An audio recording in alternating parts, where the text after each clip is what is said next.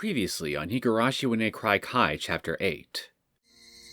I know she's such a strong person, and there's nothing someone like me can do for her. But somehow, I feel she needs help and support right now. She looks as tough as ever, but only I, who has been taking pictures of her all this time, can tell. A viewfinder, after all, is also a window to look into someone's heart. But if I say something like that, she'll tease me again, so I won't. Anyway, I never thought she needed support more strongly than I do right now. I wanted to continue and complete my grandfather's work. But what's happening now will result in the complete opposite. I'm actually helping to eliminate my grandfather's hard-earned research from this world. A treatment has been created already. Although Irie is as passionate as I am about developing a cure, he's not particularly interested in any other aspect of our research. I hate to admit it, but he has more experience and talent than I do.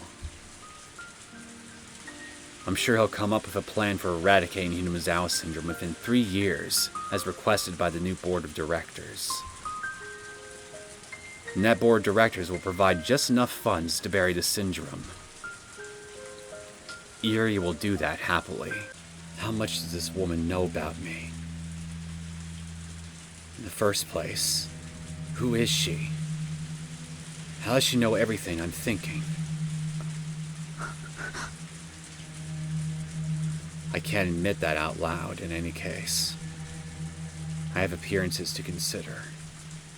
But while this elegant woman was wearing an angelic smile, she laughed with the devil's seductive whisper, several times better at it than I am. A simple smile and a devilish grin are completely different.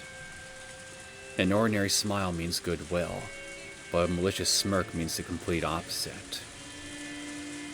This woman can read my deepest thoughts, and while doing so, she's testing me to see how honest I can be with her. あなたの2つの復讐をお手伝いします。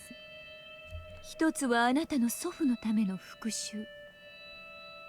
あなたの祖父の論文を嘲笑った者たちに、もう一度うやうやしく手に取らせてやりましょう。彼らが土足で踏みつけたその論文をね。もう一つは、あなたと祖父の約束であり、心のつながりでもある症候群の研究を派閥争いだけを理由に踏みにじり、研究を彼らの権益のためだけに終わらそうとする理事会への復讐。あなたの目の前で資料を踏みにじり、あなたの人生さえも踏みにじろうとした豚どもへの復讐。祖父の論文を手に取らせ、それを踏みにじった理事会に復讐する。Keiichi Maebara is a very important key for breaking Rule Z, one of the chains that was binding me. He is the fresh air that's powerful enough to break all the old and evil customs in this village. He created many opportunities, but he also provided me with an important clue by letting me know that a strong conviction and the will to live is what's important in standing up against a powerful fate. But I wasn't the only one who wanted him here. The final rule, Rule Y, involves the evil masterminds who are using Takano as their own game piece. To defeat them, I need a very strong opponent for her. And the only one I can think of is none other than Akasaka from the police headquarters in Tokyo. There are more pieces who would lend me their power. I need to gather them all, otherwise I can't win against Takano. The preparation of the game board is complete, but I need more pieces. It's only the beginning. We need the help of a piece that's powerful enough to defeat Rule Y. Until I get a hold of that piece, it's too scary to take a peek inside this fragment. But how do I get such a piece? It's a piece I'd never gotten a hold of before. To obtain it, I need to look just one more time. I needed one more miracle to obtain that peace. It was a very selfish wish. If his wish were to come true, everyone in the whole world would wish for the same thing. もう一度もう一度あの時に戻らせてくれ。そうしたら今度こそ俺は二人を救う。 Thank you, Akasaka. Thank you for remembering me. I don't even know how much time I've spent asking you for help. But finally, it reached you. So I'll say it one more time. Please help me. No. Please help us. And so it continues. Greetings, my name is Neosekken, and welcome back to my Let's Play of Higurashi When They Cry Kai Chapter 8. Now, the moment we've all been waiting for. Connecting this final fragment and setting up our game board. Let's do this. It was long. It really was long. Are you okay? Is your spirit still alive? Do we have all the pieces we want lined up on the game board? Is this everything we have that can go up against Takano and her minions in the game of fate in the June of 1983? I think, maybe, we have everything. And last but not least, Hanyu, it's you. The time you have left to be at peace is limited. But that doesn't mean you can't show up in the game. Shall we begin? I put in hundreds of years just for this moment.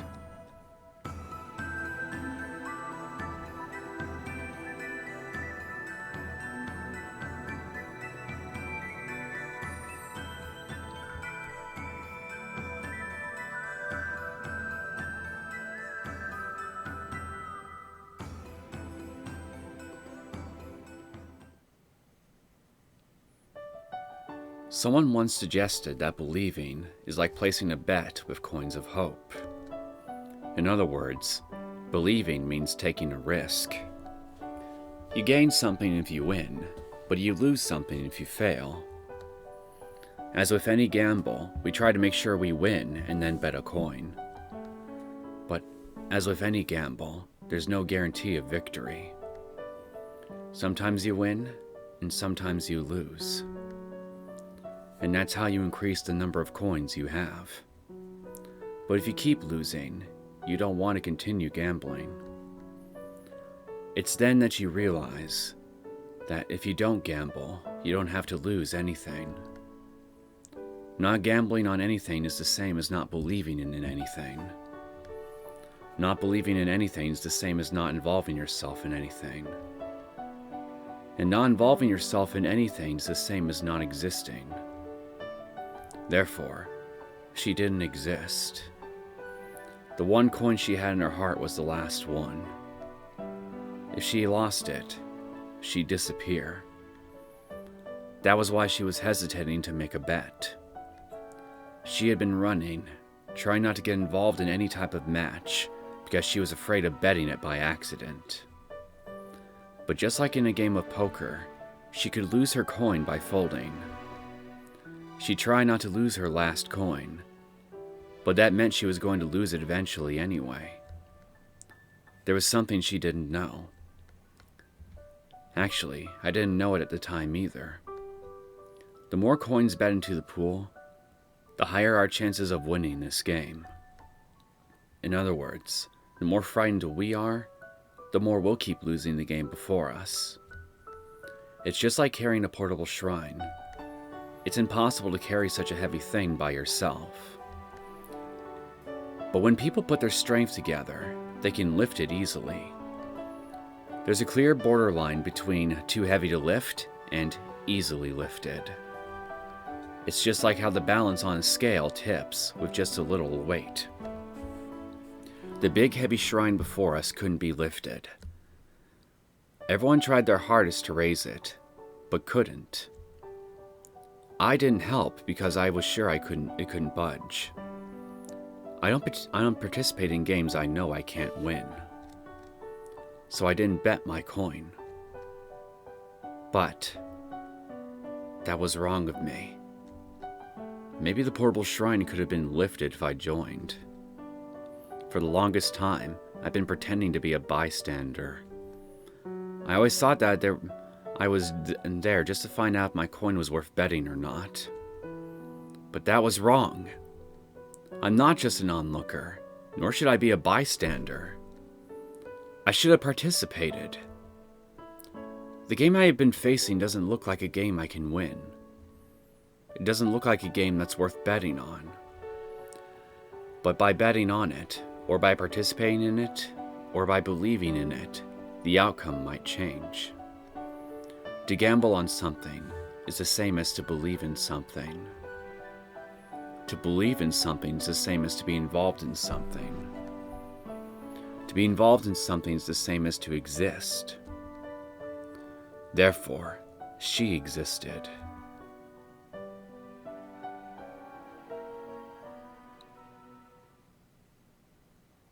School time.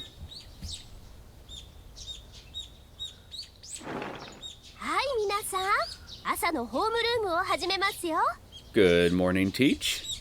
おしゃべりはおしまいです。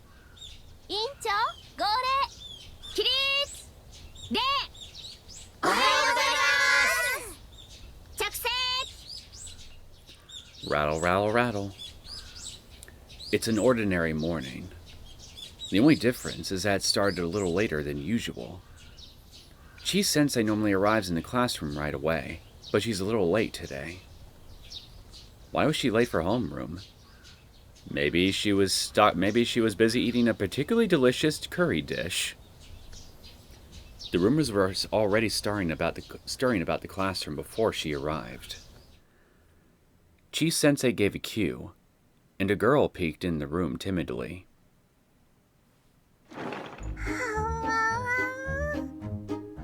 She is solid! 新しい転校生の古出羽生さんです。今日から皆さんと一緒にお勉強することになりました。The voices of welcome, delight, and surprise all mixed together and filled the classroom. See, Hanyu? You can make all kinds of crazy shit happen if you just believe in yourself. Believe! フルで？あれ？リカちゃんの親戚なの？そうなのですよ。僕の遠縁の親戚なのです。Technically, she's telling the truth. もう私もびっくりでございますのよ。リカに親戚がいたなんて知りませんでしたわ。いやいや、おじさんも知らなかったよ。Well, don't feel bad. I was only informed of Hanyu's existence only in the last chapter, so I'm not that much farther ahead of you guys on the uptake. まあ、御三家筋は結構ややこしいからね。私の知らない縁戚がいたとしてもありえないことじゃないよ。でもやっぱりリカちゃんの親戚だよね。かいいよ。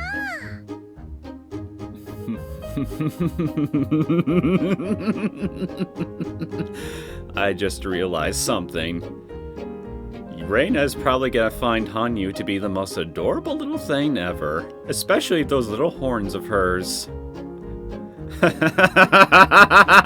Oh dear. Oh, I'm looking forward to this. What? It's a compliment. All my classmates had gotten excited. The new girl looked rather intimidated by it all. Rika-chan is rather carefree, but this Hanyu seems like the complete opposite. She's more like a shy woodland animal. The exact type that Reina loves. I know! Look, see? Reina is ready to swallow her whole. では羽生さん、自己紹介をしてください。皆さんは静かに聞くように。はい、それさん、どうぞ。G-Sensei left the podium and encouraged Hanyu to take over. The even greater pressure of the silence left her standing there timidly for a little bit. You can do it. I believe in you. Well, that's understandable. It's very nerve-wracking to watch, though.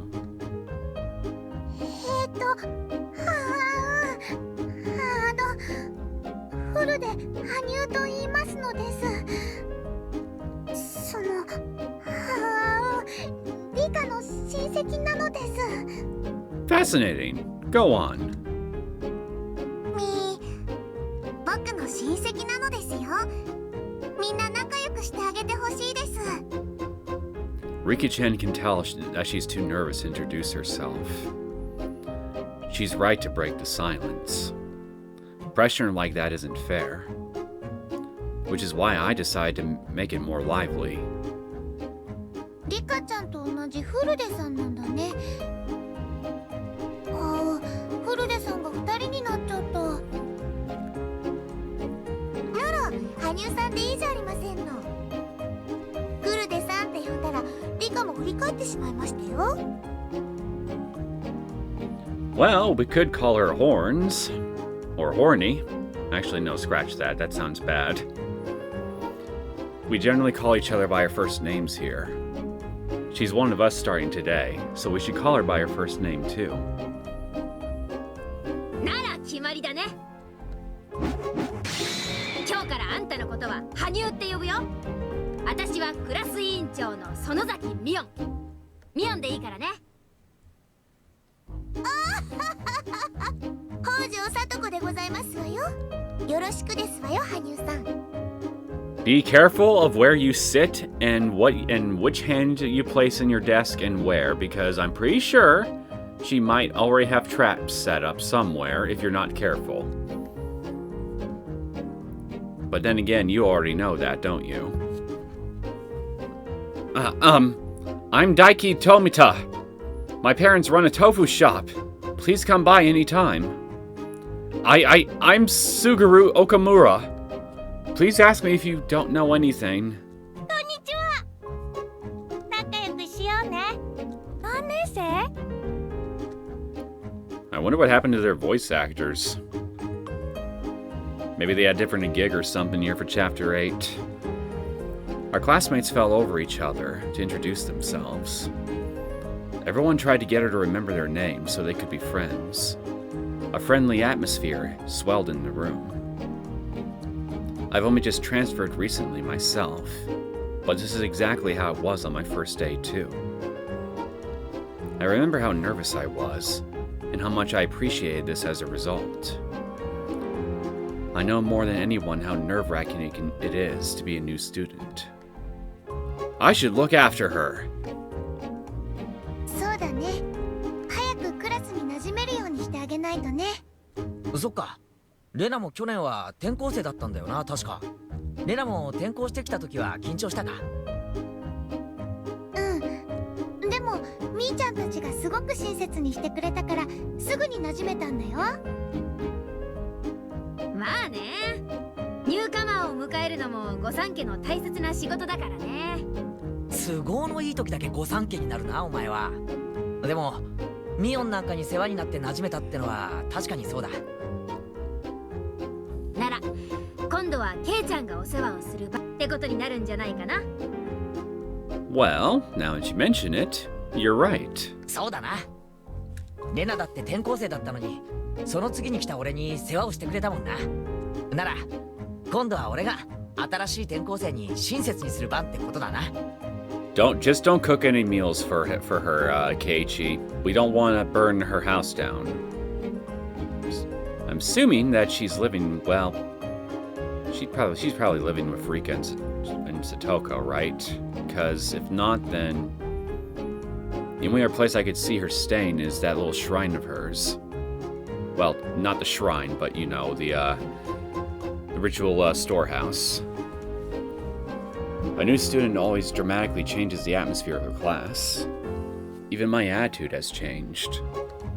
We decided to gather around Hanyu during lunch break.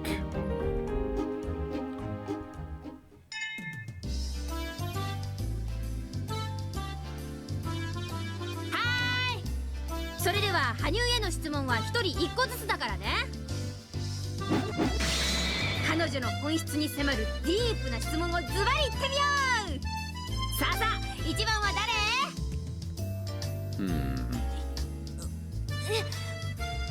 好きな食べ物は何ですか？ I'll give you a hint. It is made from cows and milk. Well, then again, milk comes from cows, so that's kind of 甘いお redundant. 菓子はみんな大好きなのです。一番好きなのはシュークリームなのですよ。 Scratch that. I guess I was... You know, now that I think about it, I think I vaguely remember cream puffs being mentioned in the last chapter.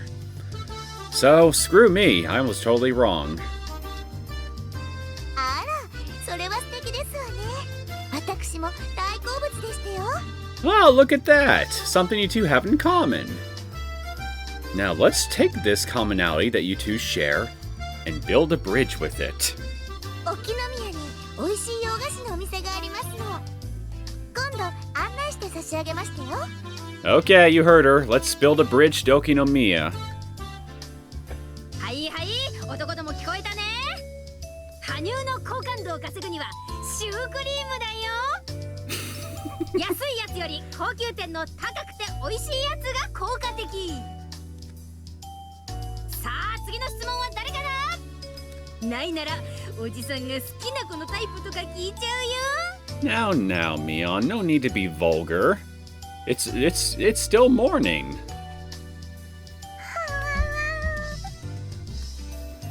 Everyone kept asking Hanyu questions, and she looked all panicky again.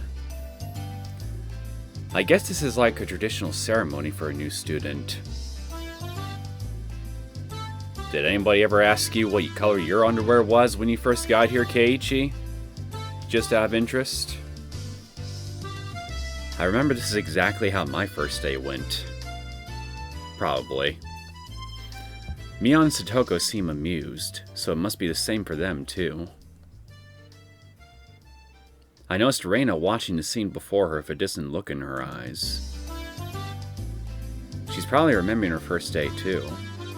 You know, not that I'm trying to draw negative attention to it or anything, but I'm kind of surprised that I haven't heard anyone mention, well, Hanyu's horns yet. レナも転校してきた時を思い出してるのか？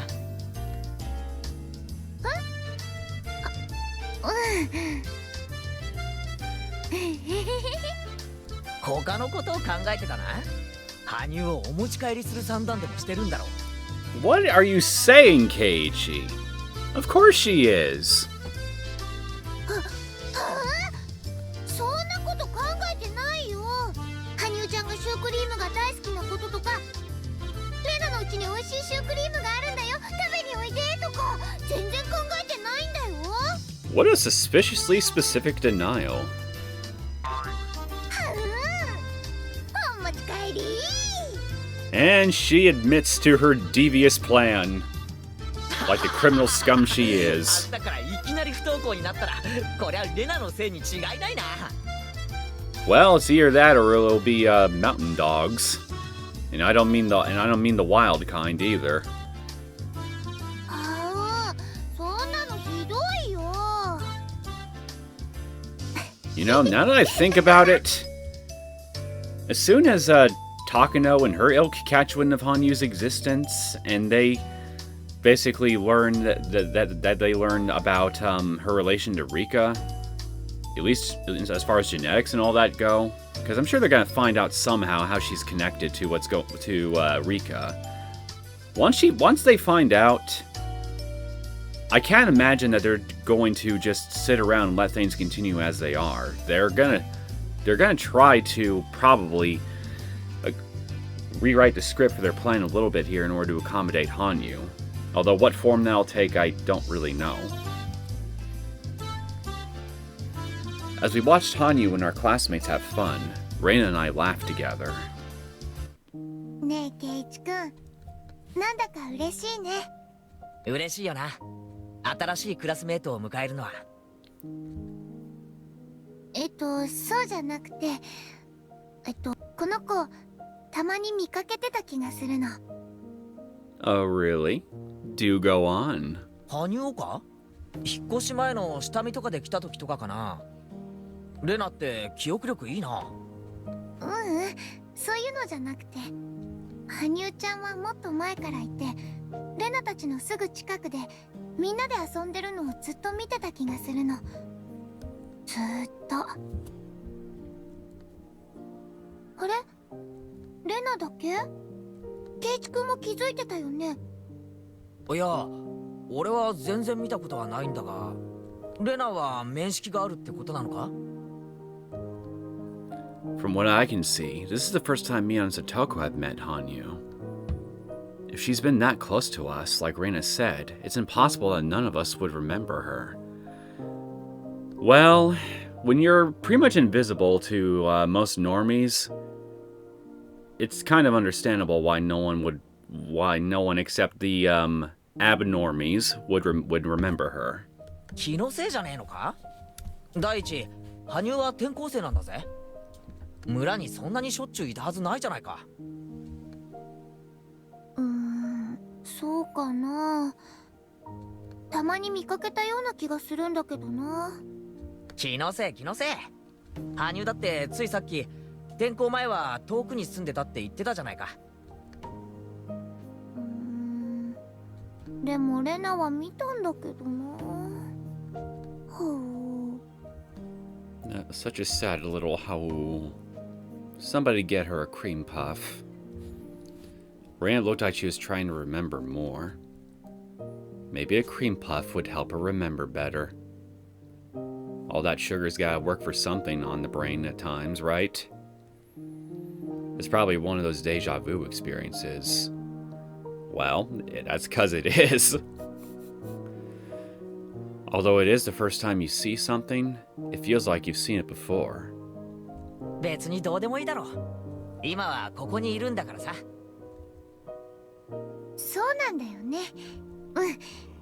あんなにもレナたちの輪の中に入りたそうにしていたから、仲間に加われてよかったねって。Reina smiled with tears in her eyes. When I looked over at her, Rika-chan was wearing the same expression. It made no sense to me why those two looked that way. You'll get it later. But as soon as Satoko came over and pulled a prank on me, I forgot all about it. Well, I guess you'll have to remember this sentiment first before you can remember the other stuff.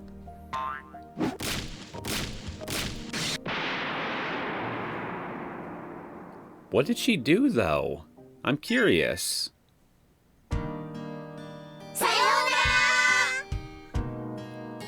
Those are the words that signal the best time of the school day.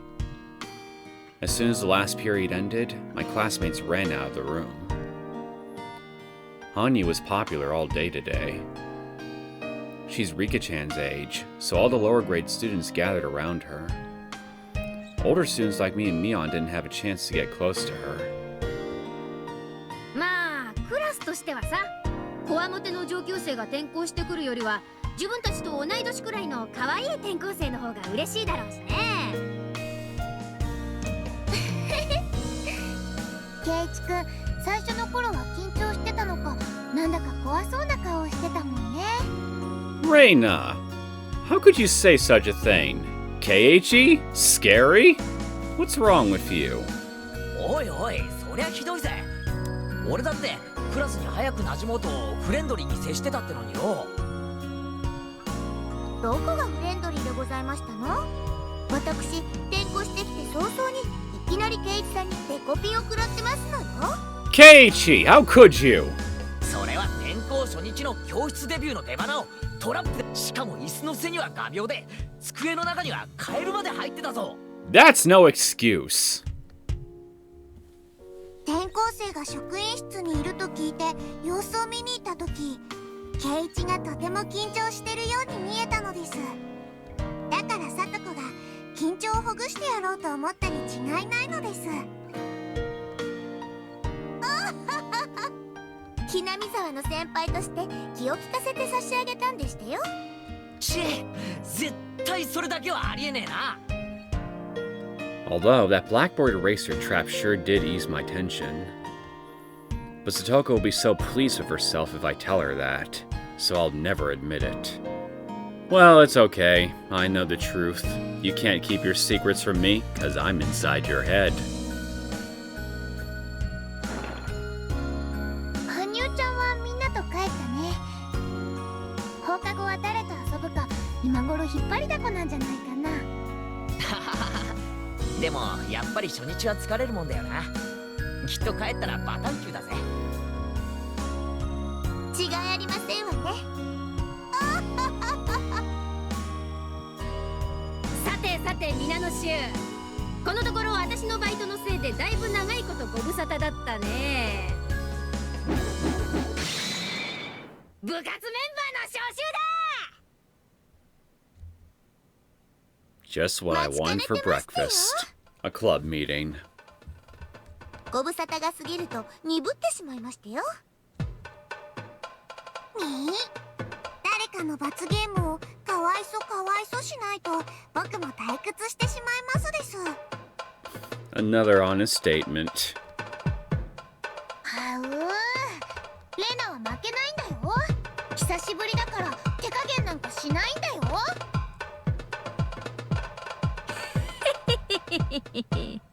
どうやらみんな欲求不満でだいぶエネルギーを持て余してたようだね。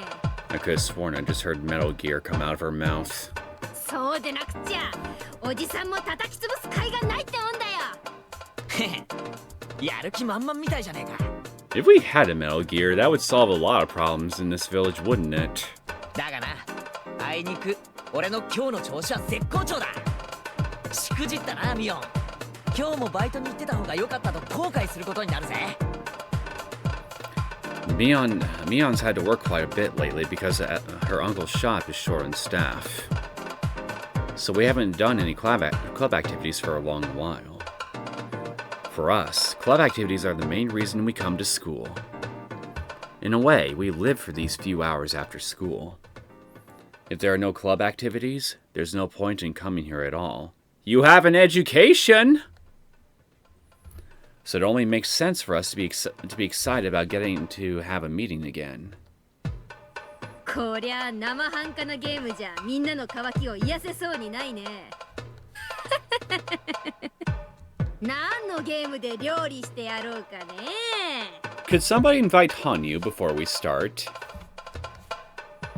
After all, she's been wanting to participate in these little games directly for the longest time. Mion looked into the club locker. I'm always curious about what's in that locker and how much of it there is. I swear there's more in there that I can realistically hold. Just then, we heard the door open. あれ？ She heard my invitation. Right? 羽生ちゃん？こんにちはなのです。あら、どうなさいましたの？忘れ物でございますの？ No, she's just here to suffer with the rest of us. Like a good little trooper. I thought she had already gone home. Did she forget her lunchbox or something?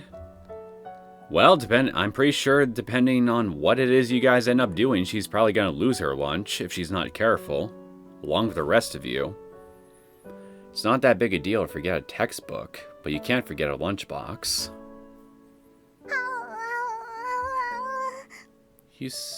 You poor little dog. What is it? Speak to us. 羽生、どうしたの？なんか探し物？ Hanyu looked at us apologetically.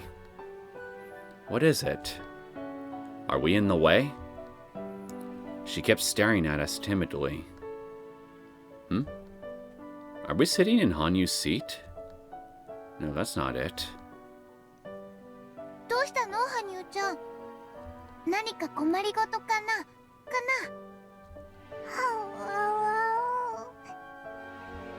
？Maybe if we spoke in her native tongue, we could get somewhere. Ow, ow, ow. Reina talked to her, but there was no communication to be had. You gotta speak her native tongue. Almost like trying to have a conversation with a stray cat. More like a stray puppy with those ow noises. What is this? Hanyu was fixated on something. I followed her gaze and found Rika-chan. Hanyu's apologetic gaze was directed at Rika-chan. Me.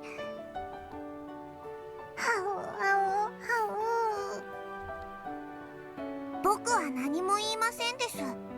羽生がそうしたいなら自分のお口で言うと良いのです。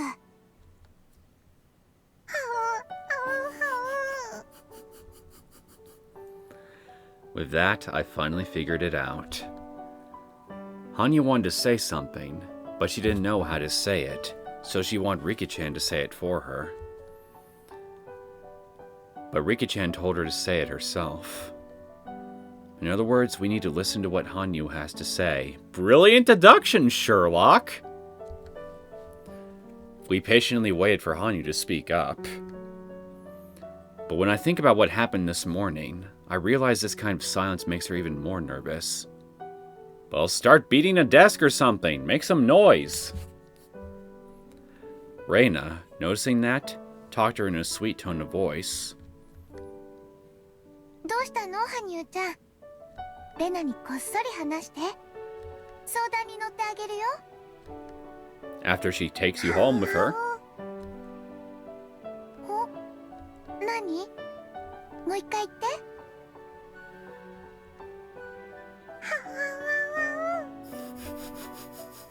ほうほう。って、Hmm? Reina raised her voice. What is it? 何よ、おじさんにも教えてよ。何なのよ、一体。本当にいいの？どうしたんでございますの？もごもご言われては気持ちよくありませんでしたよ。Please do. ね。The suspense is killing Reina, I'm sure. 僕も部活に混ぜてもらいたいのです。She did hear my invitation.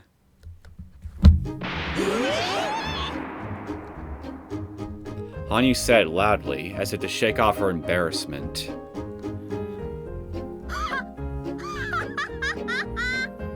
こりゃまだ驚いた。どこで誰におじさんたちのことを聞いたのやら。僕も入れてほしいのです。僕も部活に混ぜてほしいなのです。よく自分で言えましたです。パチパチパチ。Rika-chan must have known that Hanyu wanted to join the club all along. Mia unfolded her arms with a smile and stared at Hanyu as if appraising her. Needless to say, Hanyu was intimidated. 自分から好んで七に飛び込みたがるとは。こりゃとんでもない命知らずがいたもんだよ。Reckless or downright brave. でもね、うちの部活はそんじょそこらのおままごととは違うんだ。選ばれた者が試練をくぐり抜けた末にようやく入部を許される栄光の部活なんだよ。Well, I'm sure Hanyu will be fine.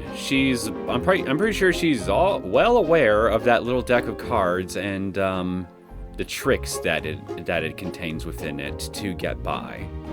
入れてください。はい、そうですかってわけにはいかないね。羽生ちゃん、みーちゃんの部活は見てる分にはとっても楽しいかもしれないけど、 But it's super fun! 大変なんだよ。 Well, you know what they say. The best things in life aren't easy to obtain. 覚悟の上なのです。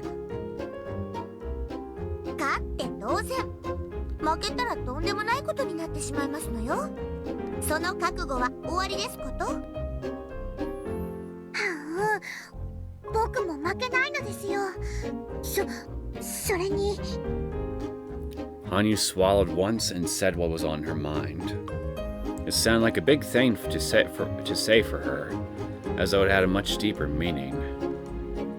かつての僕は負けるのが嫌で全ての勝負から逃げていましたのです。でも逃げることは負けることにすら劣ること。負ける痛みにくじけず戦い続けて初めて勝ちを得られるのだと教えてもらいましたのですから。羽生。 When Mion realized that, although she looks timid, Hanyu is actually very courageous. She grinned. Looks like she's grown fond of her. へえ、なかなかどうしてどうだよミオ、せっかくだから試してやったらいいじゃねえかよ。入部試験。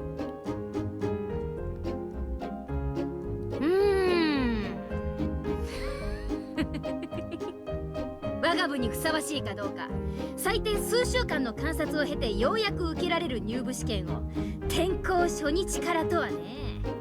さてどうしたものか。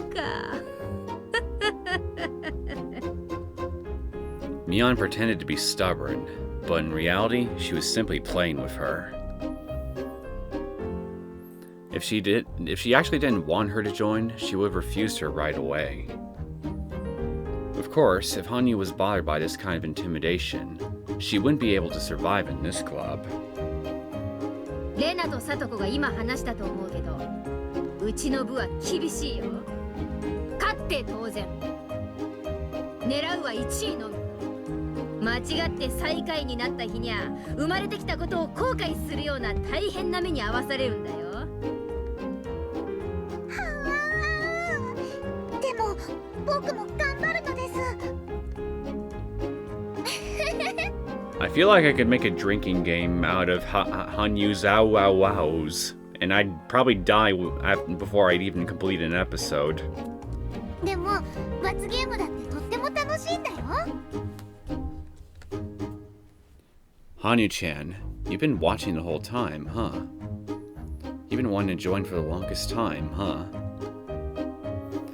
I got the feeling that Reina had just mumbled something like that.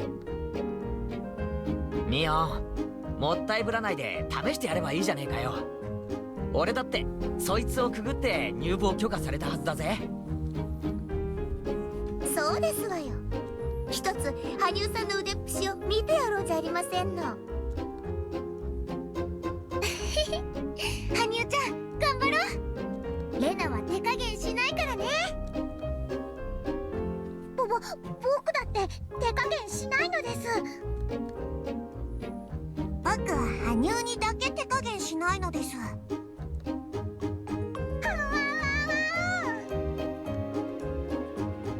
よーし、気に入った。フルで羽生、あんたに我が部の入部試験を許可する。となりゃ話は変わるね。羽生にも分かるゲームにしてあげないとね。どれがいいかな。おこいつがいいかな。Mion threw a deck of cards onto the desk. Okay. Looks like I called it. Does this mean... 誰でも分かるゲームでいこう。トランプのジジ抜きはどうかな。望むところなのです。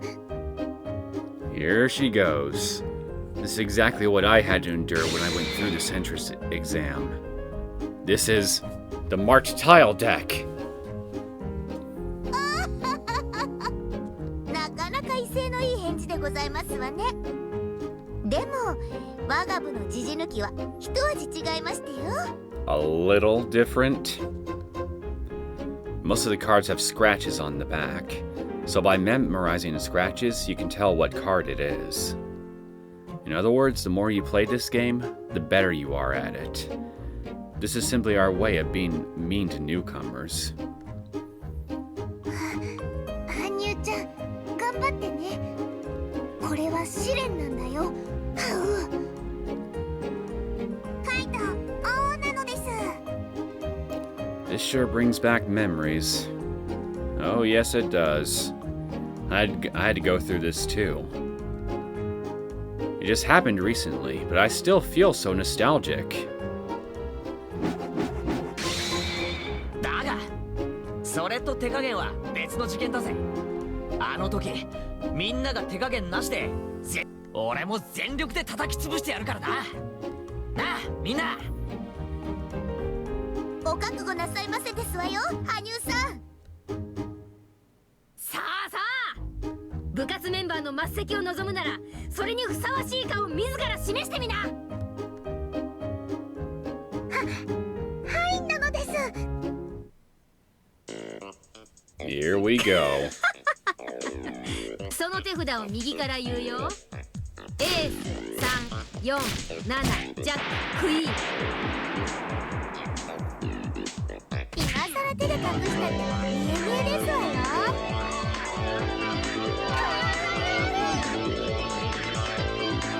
ごめんね、羽生ちゃん。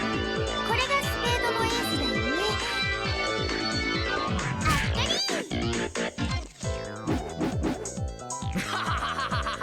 思い知ったな、羽生。入部試験の洗礼を思い知れ。圭一は自分の入部試験の恨みが混じりまくりなのです。 Observant as ほ always. らケイちゃん、そんなこと言ってていいの？羽生、ケイちゃんの右のカードで上がれるよ。上が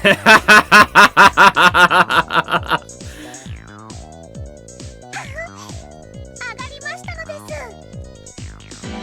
とわー、来たね。こうなりゃ本気モードで行くぜ。 Well, it's your own damn fault for bringing a grudge to the game, you dumbass. よくもこの俺を怒らせたな。 How dare you be stupid? 羽生、お前、初日の下校からいきなり尻尾付きブルマの首輪付き四つん這いで帰宅したいのか？ Well, if it's a devil tail, she would be able to complete the little devil slash imp image perfectly, wouldn't she? それはむしろ圭一さんにこそ似合いましたよ。いいねいいね。それをレナがお持ち帰り。僕も圭一に恥ずかしい罰ゲームをしてやりますのです。 That's the spirit. いい提案だね。おじさんはそいつになるよ。なんでいつの間にか俺包囲網が完成してるんだよ。 Because you were stupid enough to bring a grudge to the game. 本当だ。てめえら全員四つん這いで下校させてやるぜ。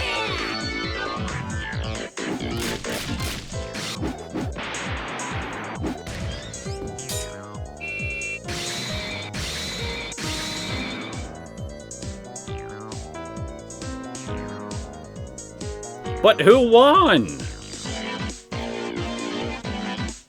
Maybe I'll find out in just a second.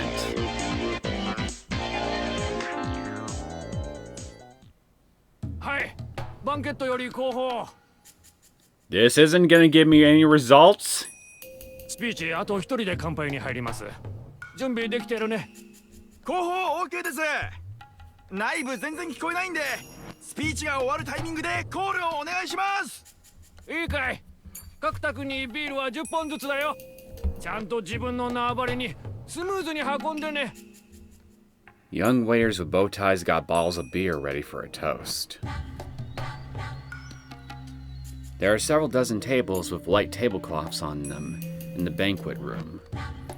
Approximately 8 people are sitting at each table, so there are at least a few hundred people there. The banquet room is teeming with excitement. There are many plates with different kinds of food on each table. A sushi platter, a sashimi platter, a fruit platter. Also, along the wall, there are cooks ready to serve fresh sashimi. All the guests appear to be well-mannered gentlemen, and obviously, they are noble people from different fields. Let me guess. A meeting with the higher-ups of society? The huge and beautiful chandelier above them clearly tells that this hotel holds a status good enough for those famous people. An elderly gentleman is giving a long speech on the stage before making a toast. Usually people don't like such long speeches, especially if it's before a toast. This all seems very familiar. But the guests are actually excited for with his speech.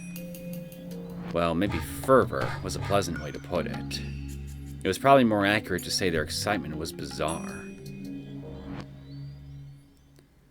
Anyway, Japan accepted the demand for unconditional surrender. In a day they did, the Pacific War ended. In other words, even if they had to take care of further business, the war ended that day according to international law, and from that day on, there was peace. Therefore, if any troops invade Japanese land during that peace, that would be an encroachment against Japan. No matter what the Soviet Union says, the Northern Territories are Japanese land, and it should be clear to everyone that they invaded illegally. Hear, hear. And now they want to settle by returning a mere 2 islands to us. Who do they think they're kidding? Listen. Habamai, Shikotan, Kunashir, and Iturup are Japanese territory. Their total area is equal to an entire prefecture. What would you think if the Soviets invaded and occupied one of our prefectures? Would you sell for just getting half of the prefecture back? No, you wouldn't. You'd have the entirety returned to you. Yet the Soviets are brazenly sitting there claiming vested rights to the land. This is no joke. We must strongly oppose this to the bitter end. Return all the northern islands. Our nation must demonstrate unwavering resolve on that point. Thunderous applause filled the banquet room. All the gentlemen agreed and expressed that they felt the same way by cheering him on. In all that hubbub, there were 2 people standing there by the wall who didn't seem to fit in with the rest. They were wearing sharp-looking suits, and while a little too old to be called young men, they were certainly young compared to all the elderly gentlemen in the banquet room. どうして政治家ってこう説教臭いというか若者軽視というかこう偏るんでしょうね。What do you fucking talk about? Politics in general is partisan. 簡単なことさ。政治家が一番欲しいのは票だ。票は有権者が投じる。だが20歳以上が全員投票するわけじゃない。投票率のほとんどは退職して時間にゆとりがあり、その分政治に関心の高い高齢者が占めている。となれば高齢者層をいかに取り込むかというのが選挙のポイントになるわけですね。The war only happened 40 years ago. In other words, the generation that's interested in voting is the generation from before the war. うちのおふくろ、よく空襲の話をします。昔は水道橋のあたりに住んでて、空襲で家族を全員失って、焼け野原を一人さまよったなんて話をいつも。Well, that's horrible. そうさ。Our parents went through the war. They shed their blood, sweat, and tears, believing it was for the good of the nation. We lost the war, but they believed the war still brought about change that serves as a foundation for the peace we have today. I hear that a lot. That if Japan hadn't fought in the war, the Asian countries would still be Western colonies. There was no way we could have won, but we needed to fight in that war, or something like that. In that case, no matter how much they preach pacifism, politicians can't ignore the pre-war generation. War is bad, and we should never again fight a war. But that war was necessary. Unless they say things like that, it's like they're denying the very lives that generation lived. なるほど。政治家も票を取るのに大変なんですね。そういう主義主張も本心でしているなら一意見の主張として立派だと思う。だが彼らの票が欲しくて表向きだけ調子を合わせてる卑劣な政治家もいる。 I'd argue that's pretty much the case for the vast majority of politicians in general. そういう迎合的な政治家が後を絶たない限り、解雇主義は永遠に終わらないのさ。そうして若者とお年寄りの意識の格差は多分1000年経っても相変わらず。 They'll just keep repeating that the war was justified yet regrettable every time an election takes place. When will our country ever be freed from that cycle? 簡単さ。若者がちゃんと選挙に行け。そして安易な迎合にごまかされず、ちゃんと政策を考えてるやつに投票しろ。実現可能な政策だぞ。ああ、いますね。明らかに実現不可能な公約を掲げている候補者っています。あ、赤塚さん、F 択ってあれじゃないですか。あのご婦人だな。行くぞ。 So, Hakasaka, who you planning on meeting up with here in this fine establishment? The speech had ended, and the elderly gentlemen were giving the man on the stage a standing ovation. The two men walked through the crowd and approached an old lady in a kimono. はい、私ですけれども、どちらさ。昨日お電話で約束させていただきましたものです。赤坂と申します。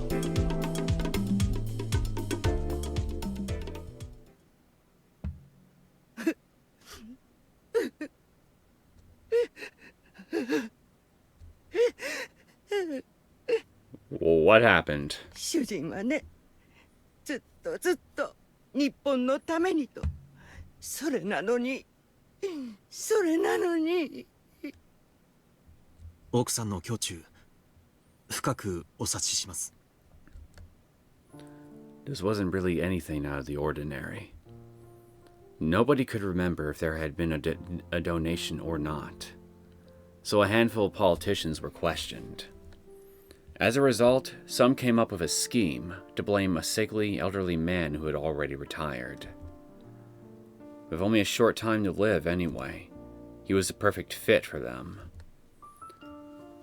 The elderly man had already been sick in bed, and the shock of his friends betraying him had taken away his will to live. Horrible. The only thing his wife could do was simply watch him suffer. She kept crying while telling the men about her husband's achievements. ご主人の無実が間違いなければ、必ずや裁判官は正義の判決を下すでしょう。大丈夫です。濡れ衣は必ず晴らせます。そんなのは分かっています。だって無実なんですから。でもね、判決が出るまでお国のためにとあれだけ働いてきて、こんな気持ちで死ねなんてあんまりじゃないですか。あれじゃあ死んでも死にきれません。 Akasaka nodded and tried to find the right words to say to her. His colleague rummaged through a pile of paperwork behind him. The papers were filled with fine print, and it would be hard for an onlooker to tell exactly what they were. However, the way he was looking at them made it very clear that they contained something important. 赤坂さん、こいつはすごい資料です。金の動きが完全に網羅されてます。 Hakasaka gave him a signal to remind him that this wasn't the place to be looking through those documents. 奥さん、この他には書類束のようなものはありませんね。ええ、主人の金庫に入っていた文書はそれで全てです。どうかそれで恩知らずな連中に一泡吹かせてやってください。あれだけ主人に世話になっておきながら。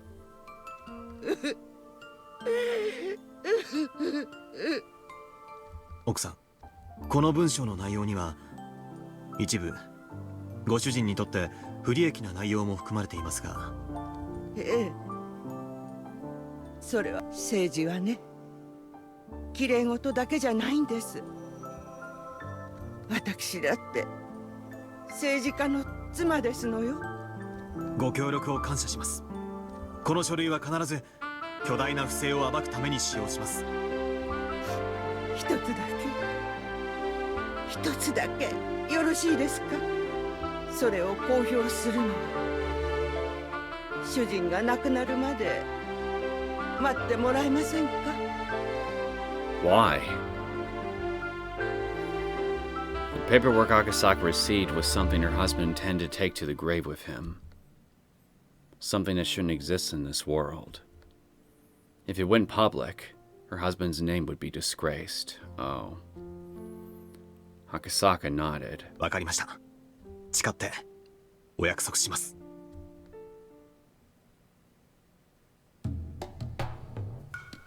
Vast public funds were moving from Kasumigaseki. The funds were issued to sub-branches to carry out national policies. But various ideas over those public funds always came together, and there was never an end to those trying to poke a straw into it, to suck it out like a mosquito. Excessive dividends, cordial patronage, profits for organizations that benefited themselves. Many financiers approached and adhered to officials and politicians hoping to earn those gains. And the bureaucrats constantly indulged them. That's how Japanese corruption works. Sounds like plain old corruption of any stripe, no matter what country it's involved in. These illegal pipes from bypass after bypass in Kasumigaseki, siphoning off public funds for their profit. To find and destroy such pipes is, of course, in the national interest. But eliminating illegal expenditures isn't as simple as all that. There are important people connected to those pipes, and when those people are investigated, a major political scandal takes place. The reason why the government doesn't investigate such illegal expenditures is not only to protect vested interest, but also because they are conscious of the damage these scandals can cause politically. To put it more succinctly, the government can't endure the pain of pushing pus out of a wound. And so, it will continue to fester and make things worse and worse and worse for everybody. The closer the exposed subject is to the top, the greater the pain faced by the government, and that affects the cabinet approval rating. The closer the subject is to the core, the more extensive the damage to the heart. The secret investigation Akasaka was leading went as close as to the heart as it got, and could cause a collapse of the administration from shock. Akasaka was tipped off that a huge amount of public funding was leaking out through an alumni organization of the several imperial universities, so he and his colleagues had been conducting secret investigation into the matter for a long time. His target was tightly knit, but he learned the wife of one of the organization's senior members bore a strong resentment toward them, after her husband was made their scapegoat, and he managed to contact her. And because of that, he had gotten his hands on extremely important information.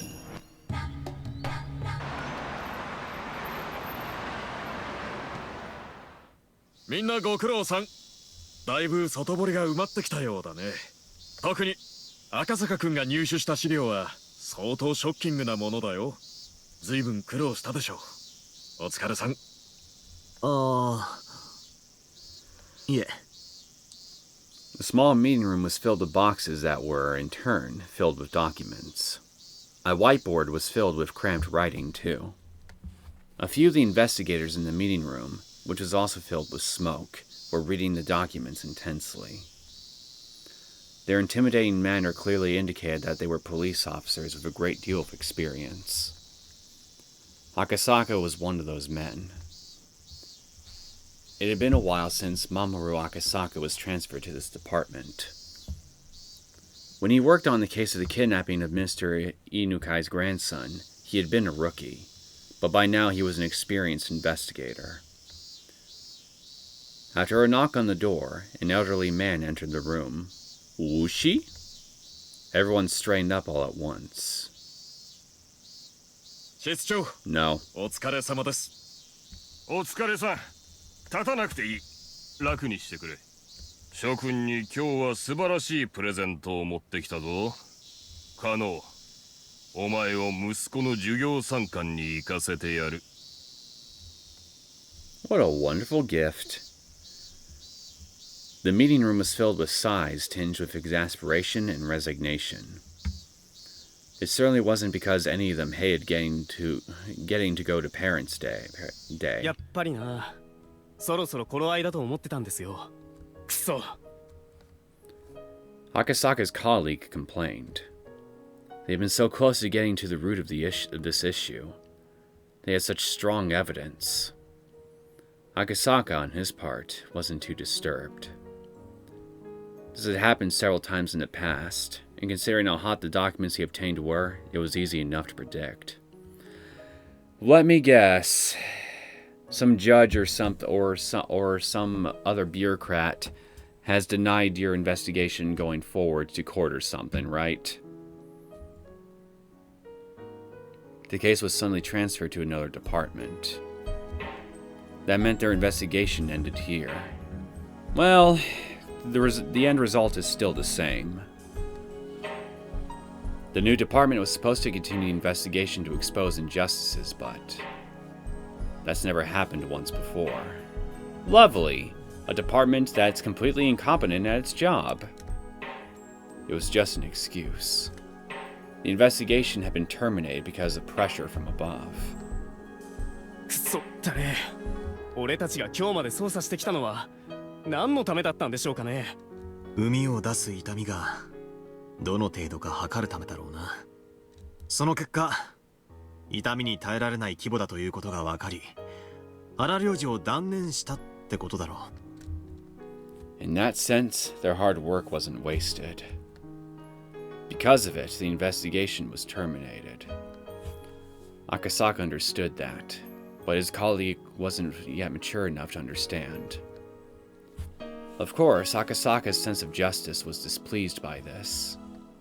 He felt frustrated with his superiors, who had hesitated to expose the truth.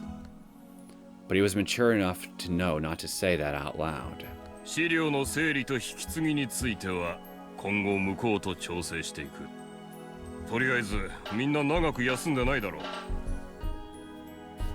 う。5時を待たなくていいぞ。残務整理は明日話し合い、あと振り替え休暇の消化をしよう。ちゃんと消化して神さん孝行しろよ。主査は俺と来てくれ。以上だ。Yes, sir. Though his long secret investigation left a bad taste in his mouth with its resolution, he managed to earn a holiday until the next incident arrived. And so, let me guess, this little holiday that we've just so graciously been handed is just the excuse we need to set up more circumstances that'll get Akasaka to go visit Tina Mizawa, right? じゃ、室長のお言葉に甘えますかね。みんな、今日は早く帰って休みな。こういう時、早帰りすると不倫の現場に出くわしたりしちゃうんですよね。Well, in that case, I better rush right home, because if she is having an affair... バカだな。お前知らないだろう。赤坂さんとこは熱愛夫婦だぞ。毎晩別当の公衆電話からラブコールかけてるの知らないのかよ。赤坂んところはいいよな。うちの女房なんてそりゃそっけないんだよ。 Wait a minute. She's alive in this timeline. Akasaka smiled bitterly as he gathered the documents in his hands. One of the pages fell to the floor. It was a page from a huge pile of papers documenting illegal expenditures. They exposed the illegal expenditures of the Alphabet Project, the research team for the next generation of hardware in the Defense Agency. Hello, Alphabet. It was entirely possible that this project was created in the first place for the purpose of funneling these illegal expenditures. I'm sure Takano would like to have a word with you on that. When he saw the paper, one thing caught Akasaka's eye. He picked it up, looked at it, and tried to remember. It was a list of people who illegally received public funds. It was also a list of retirees who were still very much in love with money. There should have been no connection between those people and Akasaka. However, there was one thing that caught his attention.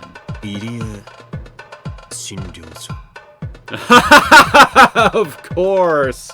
Of course! A little paper just happens to fall out that contains just the information that he needs to investigate the Irie Clinic, which in turn will bring him to Hinamizawa. How convenient. I know it sounds like this is a sarcastic criticism, and I suppose in a sense it kind of is, but I mean, I'm not complaining that Akasaka is going to show up here, you know? Because we need all the help we can get. As soon as he said it, all sorts of memories resurfaced. Yes, the Irie Clinic. When he was working on the case of Mr. Inukai's grandson abduction, he got into a scuffle with the suspects and became injured. He was taken to the local clinic. As he recalled, the name of that clinic was the Irie Clinic. He started to remember one thing after another. His very first experience with wading into the muck. It was burned into his mind like a fresh memory, and he could vividly recall everything that happened. His daughter was about to be born, and he really didn't want to go to Hinamizawa. He met Oushi, who taught him a lot of important things. He also met a girl in that village. Her name was... yes, Rika Furude. That was it. How long had it been? How old was she now? As he remembered her lovely smile, he also remembered the ominous prediction she made. She had predicted that if he didn't go back to Tokyo, something terrible would happen.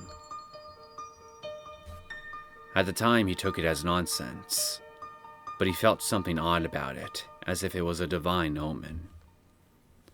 Then he had remembered Yukie, who was about to give birth.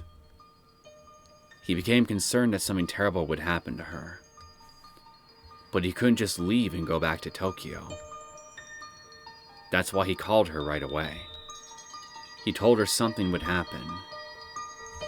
He told her to be very careful until he returned.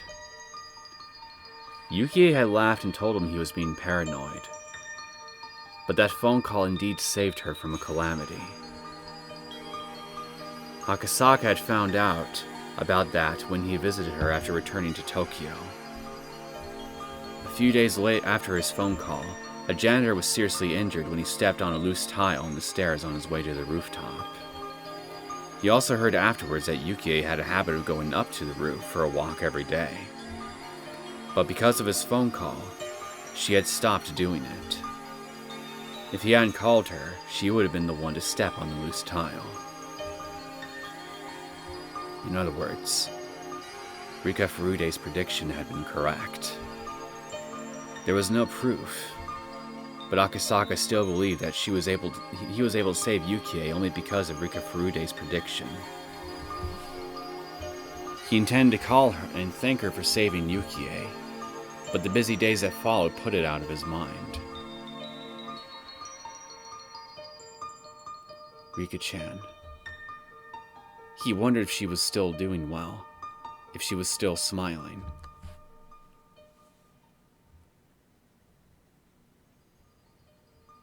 Akasaka remembered the sad prediction she made on that night under the moon, while still wearing that smile. That's right. She said something. She predicted someone would get killed on the night of the festival every year, and that on the 5th year in, she would be the one to be killed. That's right, he thought. She did say that. The 5th year. That's this year! The festival is... That's right. It's in June. If he remembered correctly, it happens on the last Sunday of the month. Akasaka looked at the calendar. It was June 1983. Although there was still some time, the death she predicted for herself was coming up. The girl who predicted Yukie's accident also prophesied the mysterious incident would occur annually for the next 5 years. If they'd actually been happening, then it would happen again this year. Akasaka wondered if Ushi was still at the Okinomiya PD. If the annual incident she predicted actually was taking place, he would know. In other words, he could confirm if Rika Furude was going to be killed or not with a phone call to Ushi. The girl who predicted her own death had muttered that she didn't want to die. Muttered? No. It was clearly a plea for help. A young girl who was trapped in the fathomless, bizarre traditions of a village she couldn't escape had sought help from him, an outsider. She paid his reward in advance, in the form of foreseeing Yukie's accident. He had to get to her. He had to go save her. A flood of emotions filled him up. He felt as though he had finally remembered something he was never supposed to forget. That's right. He had to go to Hinamizawa. He had to save the girl who asked him for help.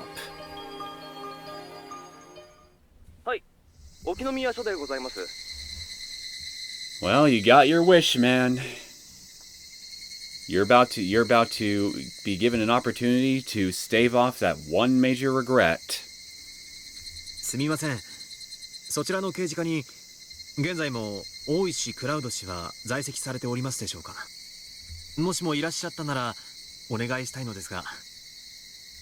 失礼ですが、どちら様でしょうか。警視庁の赤坂とお伝えください。Wushi was a very lively person, but he had been old even back then. Maybe he had already transferred somewhere else, or maybe he'd since retired.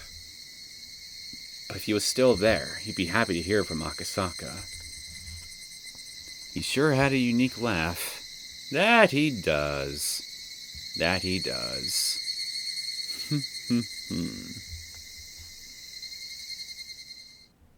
おいさん、外線からお電話です。東京の警視庁からですよ。東京？そりゃまた遠くからはるばるどちら様ですかね。はい、もしもし。お、え？こりゃ懐かしい。どうです？お元気にしてましたか？な。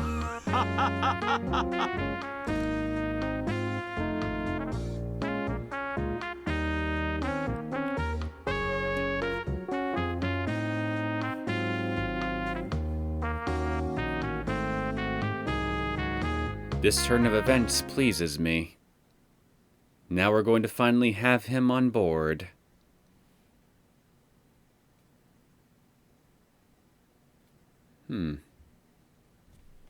That's it, huh? I know I didn't get a notification for tips, but I just wanted to check just to be sure.